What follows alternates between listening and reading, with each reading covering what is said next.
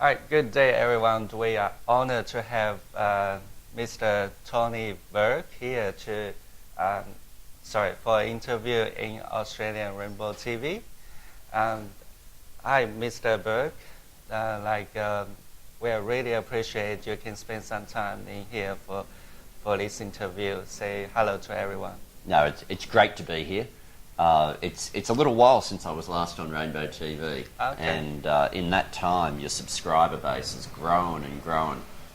So it's great to be back, and very happy for Rainbow TV that your audience is so loud now. All right, thanks, thank you. So we're here to discuss the government change of Australian citizen law.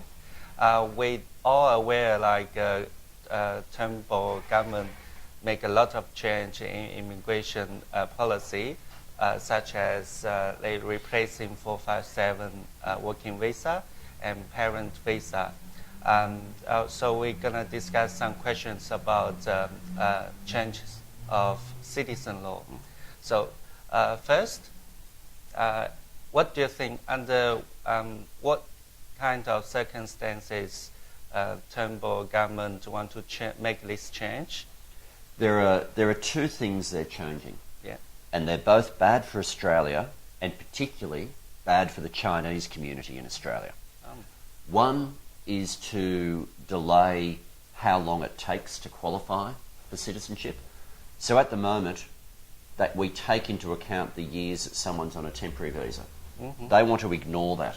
So as you know, it can take many years before someone gets a permanent visa. Yeah. And under the government's changes, for many people, it will mean they are living and working in Australia for more than 10 years before they ever get to become citizens. Yes.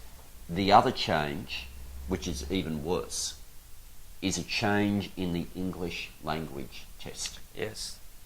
Now, you already have to be able to have conversational English, to be able to become a citizen. Yes. But they want to change it from conversational level English to university level English.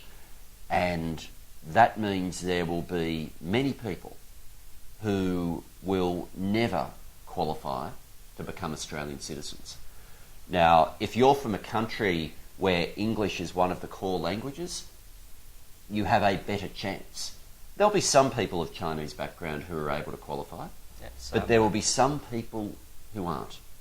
And some people who don't have time to go and do the sorts of English courses you need to get up to university level, because they're working, they're in their businesses, they're employing people, they're working very hard, as the Chinese community has a reputation for doing.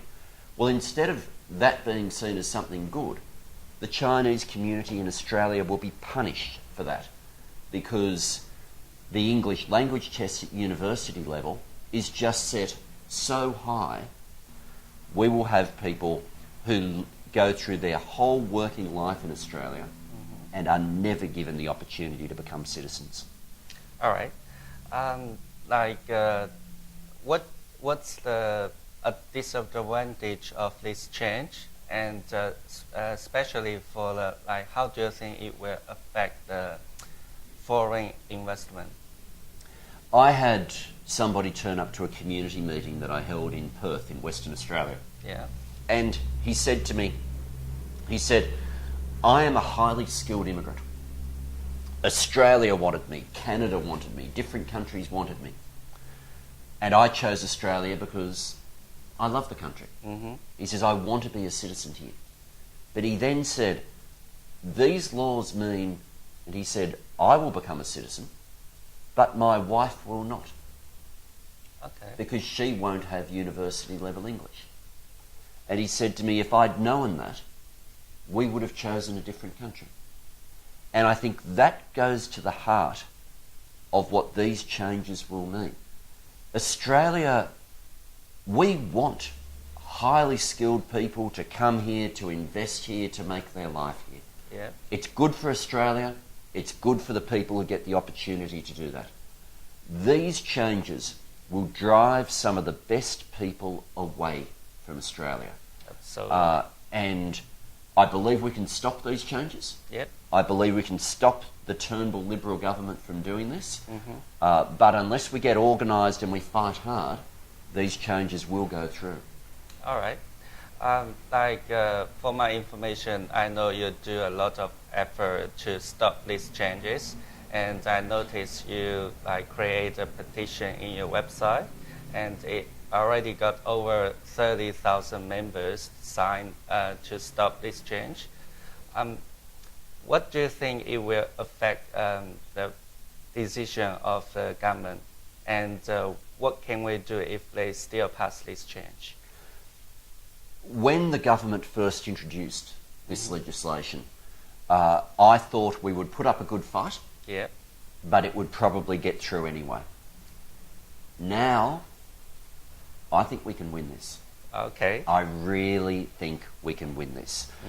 Often you put up a petition and you might get a few hundred people sign.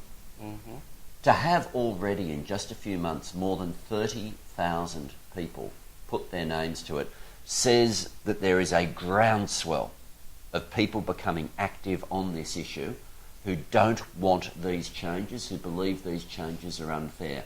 So here's what I'd ask people to do. They can go to my webpage.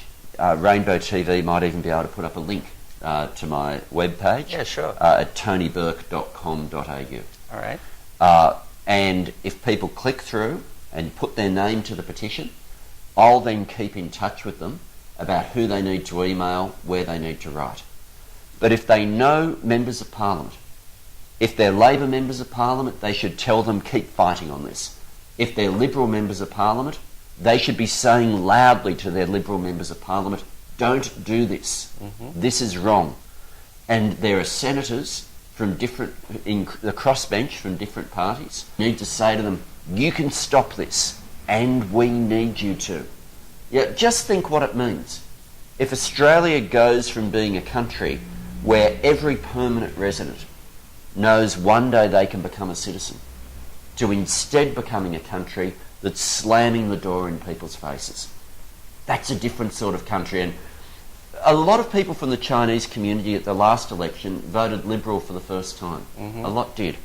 I think they are now seeing a Liberal government slam the door in their face. We can prevent these changes. We don't have long, but if we act in the next few months, we can prevent this and preserve the multicultural Australia that we love. Okay, good. Thanks, Mr. Burke. I believe everybody got enough information for this change of Australian citizen law. So thanks again for coming here to Australian Rainbow TV for this interview. Thanks. Thank you. Wonderful to be back. Have a good day. 谢谢。